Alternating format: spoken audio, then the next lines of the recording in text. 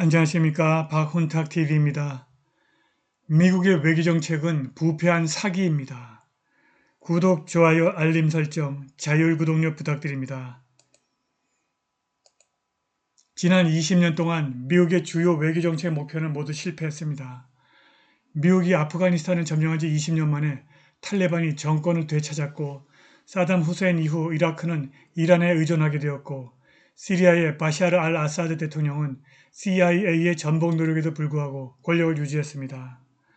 리비아는 미국이 주도한 나토 사절단이 무아마르 카다피를 축출한 이후 장기간 내전에 빠졌고, 우크라이나는 미국이 2022년 러시아와 우크라이나의 평화협정을 파기한 이후 2023년 러시아에 의해서 전장에서 폭행당했습니다. 이렇게 놀랍고 값비싼 대실패에도 불구하고 조 바이든, 빅토리아 눌랜드, 제이크 설리반, 척 슈머, 미치 매코넬 및 힐러리 클린턴을 포함하여 동일한 인물들이 수십 년 동안 미국 외교정책의 중심에 남아 있습니다. 미국의 외교정책은 전혀 미국 국민의 이익에 관한 것이 아니라 자신과 직원 및 가족을 위해서 선거 캠페인 기부와 수익성 있는 일자리를 추구하는 워싱턴 내부자들의 이익에 관한 것입니다. 한마디로 미국의 외교정책이 막대한 돈에 의해서 해킹을 당하고 있는 것입니다. 컬럼비아 대학교의 제프리 sak스 교수는 그 결과 미국 국민들이 큰 손실을 보고 있다고 말합니다. 2000년 이후 실패한 전쟁에 대한 직접 지출로 약 5조 달러, 즉 가구당 약 4만 달러의 비용이 발생했습니다. 향후 수십 년 동안 퇴역 군인 치료에 추가로 2조 달러 정도가 지출될 것입니다.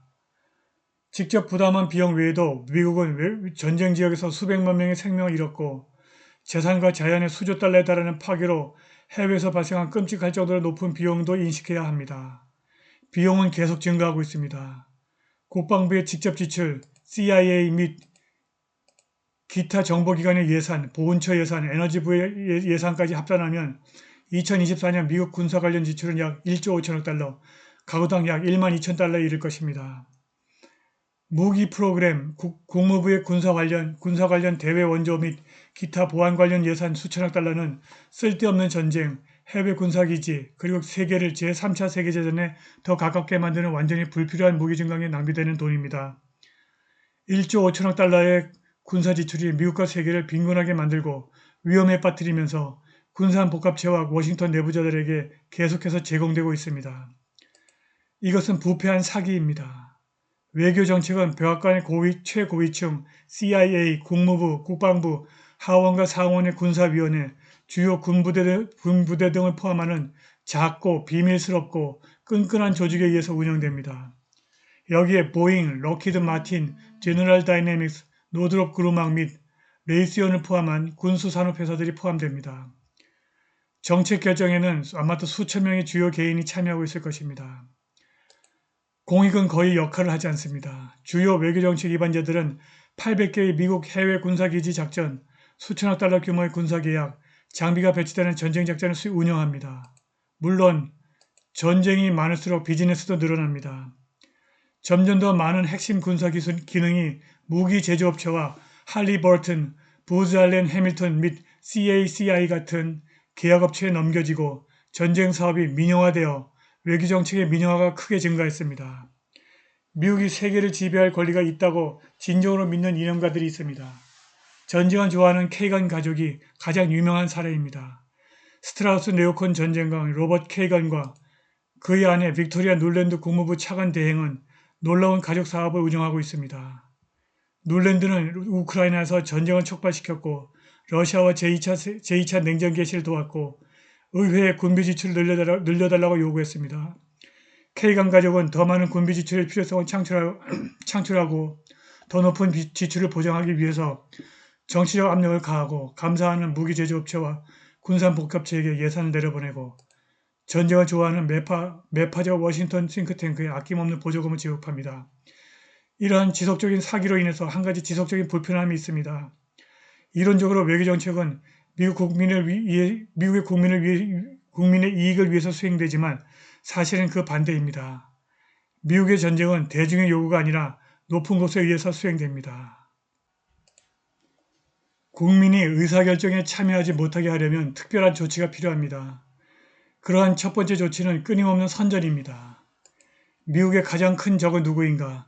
사담 후세인, 탈레반, 휴고 차베스, 바샤르 알 아사드, 아이시스, 알카에다, 카다피, 블라디미르 푸틴, 하마스 등은 모두 미국의 선전에서 히틀러 역할을 해왔습니다. 이 선전은 군수업체의 기부금으로 살아가는 아틀란틱 카운슬, CSIS 같은 워싱턴 싱크탱크와 때로는 미국 사기작전에 참여하는 외국 정부에 의해서 증폭됩니다. 두 번째 조치는 외교정책의 천문학적 운영 비용을 숨기는 것입니다. 1960년대 미국 정부는 청년을 베트남전에 징집했고 전쟁 비용을 마련하기 위해서 세금을 인상하는 등 군산 복합체 비용을 미국인에게 떠넘기는 실수를 저질렀습니다. 그리고 대중은 반발했습니다. 1970년대 정부가 영리해졌습니다. 징집을 종료하고 낮은 계층에서 병력을 모집했고 군복무를 공공 서비스가 아닌 고용을 위한 직업으로 만들었습니다. 군비 지출은 세금이 아니라 국채를 발행해서 국방 예산 적자 지출로 충당했습니다.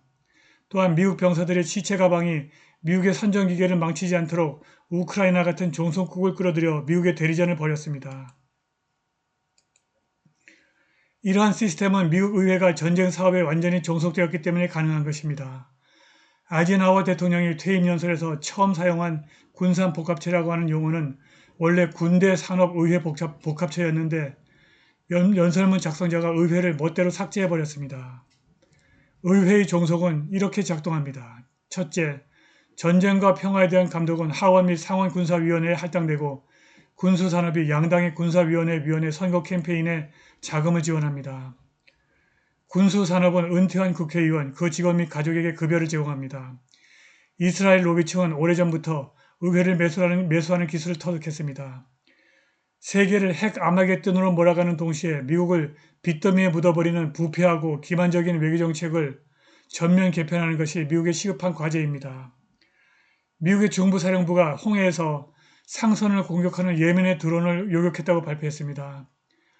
토요일 중부사령부는 USS 라부은 유도 미사일 구축함이 국제해역에서 여러 상업용 선박 근처에 접근한 드론을 떨어뜨린 것을 목격했다고 설명했습니다.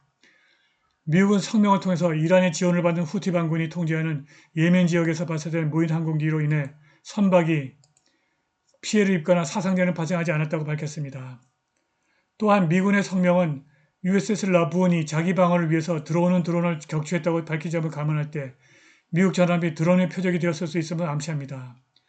문제는 미국이 10만 달러에 불과한 후티의 저렴한 미사일을 떨어뜨리려고 100만 달러에서 400만 달러에 이르는 값비싼 미사일을 사용하는 것입니다. 제1차 세계대전에서는 기관총, 제2차 세계대전에서는 전차가 주력이었다면 현대전의 주력은 저렴하고 효율적인 드론입니다. 돈맛을 본 미국의 국방산업에게는 싸고 좋은 드론을 대량 생산할 유인이 없습니다. 미국 패권이 부패한 사기에 불과한 외교정책으로 인해서 붕괴하고 있습니다. 오늘 방송은 여기까지입니다. 감사합니다.